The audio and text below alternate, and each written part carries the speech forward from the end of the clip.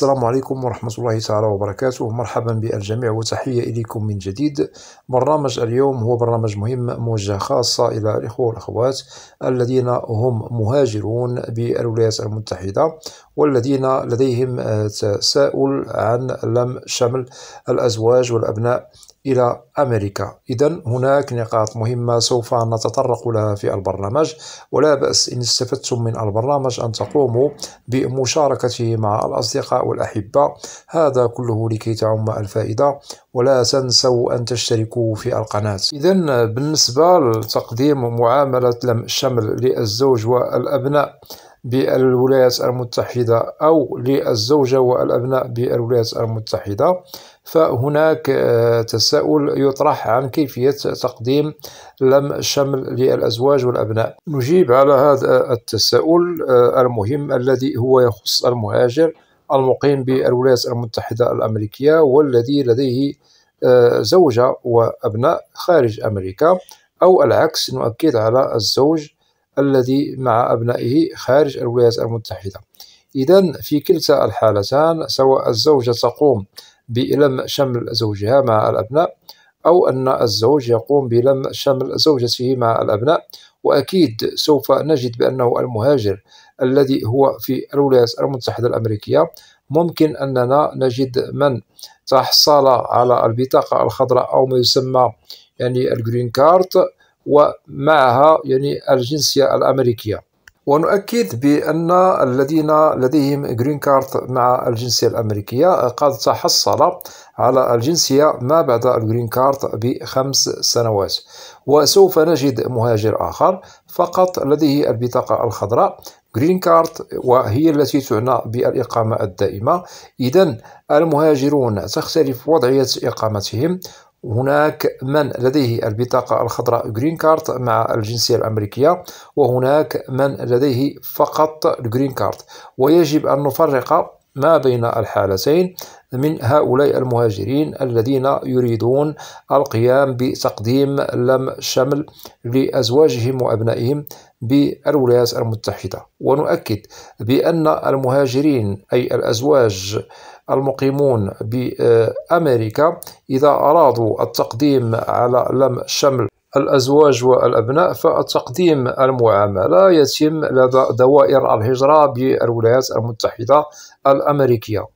ونؤكد ممكن للمهاجر الذي يريد التقديم لعائلته في حالة أنه يعرف كيفية تقديم الطلب لدى دوائر الهجرة بدون خلط الأوراق، فممكن له ذلك أي يقدم ملفه وطلبه لدى مصلحة الهجرة بأمريكا، ليس بالمشكل.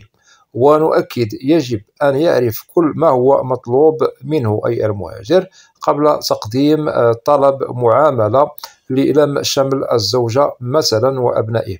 أما في حالة أن المهاجر لا يعرف كيفية التقديم لهذه المعاملة أي لم شمل الأزواج والأبناء، فننصح هنا في هذه الحالة أن يقوم بالاستعانة بمحامي هجرة متخصص بالولايات المتحدة لكي يقدم له الطلب لدى دوائر الهجرة. وأكيد المحامي يتطلب أتعاب يجب دفعها من طرف المهاجر. بالطبع المهاجر يجب أن يدفع واجب أتعاب للمحامي، لأنه سوف يقوم لكم بهذه الخدمة والتي تعنى بتقديم طلب لم شمل الزوجة والأبناء لدى دوائر الهجرة بأمريكا.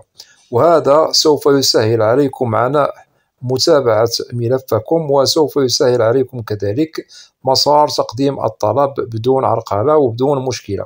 ونؤكد بأن أتعاب واجب المحامي مقابل هذه الخدمة تختلف من محامي هجرة إلى محامي هجرة آخر على حسب الولايات. كذلك هناك ولايات أمريكية واجبات المحامون بها باهظة الثمن، وهناك ولايات أمريكية أخرى محامو الهجرة بها لا يتطلب واجبا باهظا. ويحق لكم أنتم كمهاجرون إذا أردتم أن تستعينوا بمحامي هجرة ممكن لكم أن تستعينوا بأيها محامي في أي ولاية شئتم نفرض مثلا أنت أو أنت كمهاجرون مقيمون مثلا بولاية كاليفورنيا، والمحامي بهذه الولاية قد يكلفكم الكثير، فممكن أنكم تقوموا بتكليف محامي هجرة خارج ولاية كاليفورنيا. ليس هناك من مشكل، أي أنه ممكن لكم أن تكلفوا محامي مثلا بولاية ميشيغان أو بولاية بنسلفانيا، لأنه ولاية كاليفورنيا واجبات المحامون بها باهظة عكس الولايات الأخرى كولاية بنسلفانيا وولاية ميشيغان.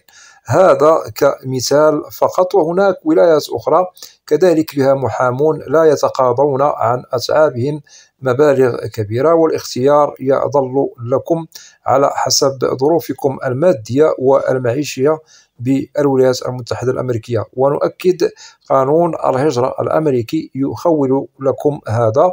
ممكن أن تكلفوا محامي خارج الولاية التي تقيمون بها وتتواصلوا معه سواء عن بعد أو عن قرب، أو أنكم تتواصلوا معه ولو مرة عن قرب مثلا في مكتبه، هذا لا يمنع وليس بالمشكل.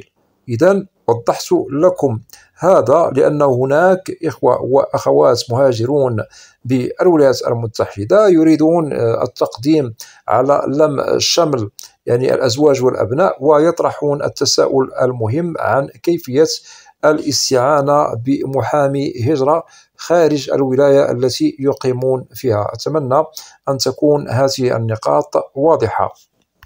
ونؤكد بأن محامي الهجرة ممكن أن تقوموا بتكليفه في حالة ليس لديكم دراية أو معرفة عن تقديم طلبكم لدى دوائر الهجرة. أما في حالة أنكم تعرفون التقديم فممكن لكم ذلك، ممكن تقديم طلبكم لدى دوائر الهجرة بدون مشكل. وسوف يطرح التساؤل المهم من طرف المهاجر سواء الزوج أو الزوجة عن متى ممكن أن يقدم الزوج لزوجته وأبنائه في وقت واحد وفي معاملة واحدة بالطبع لكل الأفراد. وكذلك سوف يطرح تساؤل آخر عن متى ممكن أن يقدم المهاجر أي الزوج أو الزوجة المعاملة، يعني فرضا سواء للزوجة والأبناء ليس جميعهم. إذن هنا سوف نجيب على هذا التساؤل المهم. أولا لازم أننا نفرق ما بين المهاجر الذي لديه الجرين كارد فقط ويريد التقديم لعائلته، وكذلك هناك حالة أخرى لمهاجر لديه الجرين كارد مع الجنسية الأمريكية. إذن في حالة أن المهاجر لديه فقط البطاقة الخضراء جرين كارد كإقامة دائمة، فممكن أن يقدم المعاملة أي معاملة لم شمل للجميع أي لكل أفراد عائلته سواء للزوجة والأبناء، ليس بالمشكل. إذن نؤكد من جديد في حالة أن المهاجر لديه الجرين كارد والتي تعنى بالبطاقة الخضراء كإقامة دائمة، فممكن أن يقدم لم شمل لدى دوائر الهجرة للعائلة جميعها سواء للزوجة والأبناء في معاملة واحدة، ليس هناك من مشكل. ننتقل في حالة أن المهاجر المقيم بالولايات المتحدة لديه البطاقة الخضراء وقد تحصل على الجنسية الأمريكية، فيجب أن يقدم لم شمل للزوجة لوحدها والأبناء كل واحد على حدة. أي هنا نؤكد من جديد بالنسبة للذين لديهم الجنسية الأمريكية فقط ممكن أن يقدموا لأفراد يعني العائلة سواء زوجة وأبناء كل فرد لوحده عكس الذين لديهم الجرين كارد. فالقانون الذي هو ساري المفعول هو في شكل ويفرق ما بين الفئتين سواء جرين كارد والجنسية الأمريكية.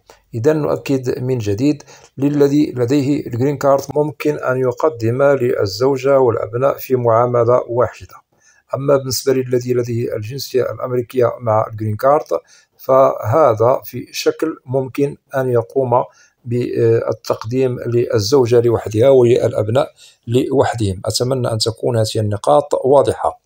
وسوف يطرح التساؤل: لماذا المهاجر الذي لديه الإقامة الدائمة جرين كارد لوحدها يقوم بتقديم معاملة واحدة سواء للزوجة والأبناء في وقت واحد؟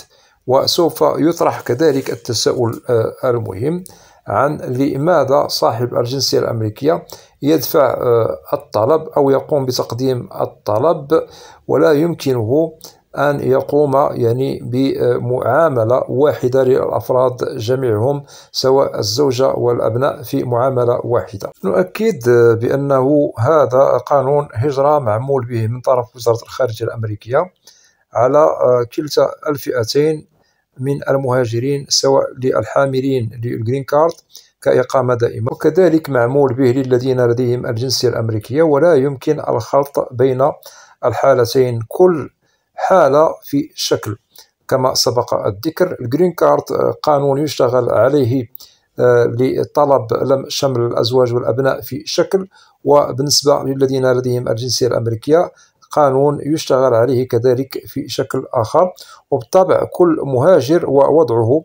أصحاب الجرين كارد يحق لهم كما ذكرنا لم شمل الزوجة مع الأبناء في معاملة واحدة، أما الذين لديهم الجنسية الأمريكية فيجب أن يقدموا للزوجة كما ذكرنا لوحدها والأبناء كما ذكرنا لوحدهم.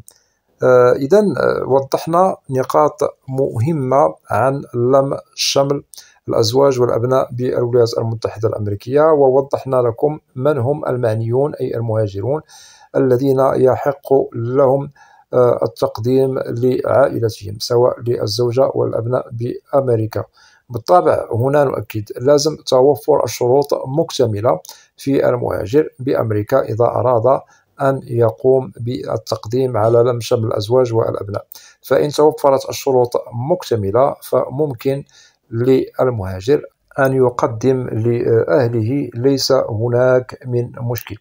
وكذلك نؤكد بأنه المعاملة المقدمة من طرف المهاجرين للأزواج والأبناء تستغرق وقتا في الانتظار. وبالطبع هنا نؤكد بأن لم شمل الأزواج والأبناء الذين أعمارهم تقل عن 21 سنة تعطى لها الأولوية ولا تأخذ وقتا طويلا. أتمنى أن تكون هذه النقاط واضحة، عكس الأبناء الذين هم متزوجين فلم شملهم يأخذ وقتا طويلا ومدة منتظرة طويلة. كذلك نؤكد بأن لم شمل الأزواج والأبناء إلى الولايات المتحدة بالطبع أغلبية من يتحصلون على فيزا هجرة إلى أمريكا فتعطى لهؤلاء دائما الأولوية، عكس لم شمل الإخوة إلى أمريكا بالطبع تأخذ وقتا طويلا. كذلك لم شمل الأبناء المتزوجين تأخذ وقت طويلا. إذن نؤكد كذلك على نقاط مهمة. كل ولاية سوف نجد قانون يشتغل عليه بضوابط. بالطبع بالنسبة للمدة المنتظرة قانونها يظل ثابتا في كل ولاية قدمنا فيها. بالطبع القانون يظل ثابتا والمدة المنتظرة تظل ثابتة. ليس هناك من اختلاف ما بين الولايات ال50 فيما يتعلق بتقديم طلب لم شمل لدى دوائر الهجرة بالولايات المتحدة الأمريكية.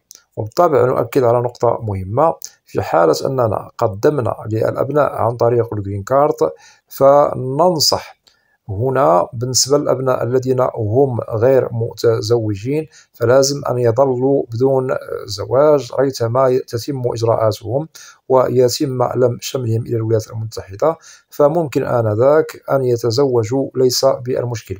لأنه في حالة في وقت الذي نحن مقدمون طلبنا للم شمل الأبناء وهم في حالة غير زواج وتزوجوا في المدة التي نحن مقدمون فيها على لم شملهم، فالمعاملة سوف تتأثر وممكن أنها تتوقف. في هذه الحالة لازم أخذ هذه النقاط التي وضحناها بعين الاعتبار، ولازم أن نشتغل على لم شمل الأزواج والأبناء في ظروف محترمة كذلك نؤكد على نقطة مهمة، لازم أن نعرف ما لنا وما علينا والمطلوب منا من شروط، وكذلك لازم ضبط أوراقنا، ولازم أننا كذلك في حالة لا نعرف ماذا نفعل، أي لا نعرف كيفية التقديم على طلب لم شمل الأزواج والأبناء، فننصح لكي تستشيروا محامي أو تقوموا بالاستعانة بمحامي لكي يشتغل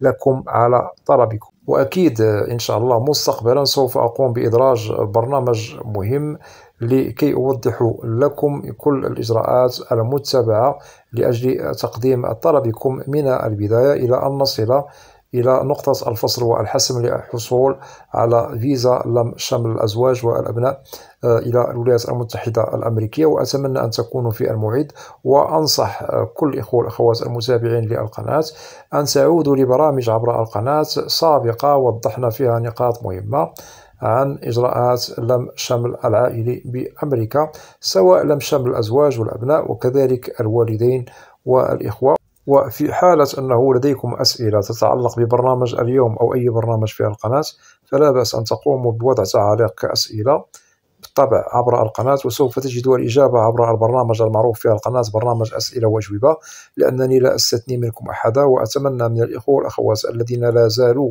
لم يشتركوا في القناة، أدعوكم للاشتراك في القناة وتفعيل زر الجرس ليصل إليكم كل جديد، ولا تنسوا أن تدعمونا دائما باللايك لكي نصل إلى أكبر نسبة من المشاهدة. وبالنسبة للقناة محتواها كامل وشامل عن الهجرة والمهاجر إلى الولايات المتحدة الأمريكية بشكل عام وكتعريف. وأود أن أشكر جزيل الشكر كل الإخوة والأخوات الذين يقومون بوضع تعاليق محترمة. مرحب بكم جميعا بأسمائكم، وإلى لقاء قريب بإذن الله، والسلام عليكم ورحمة الله تعالى وبركاته.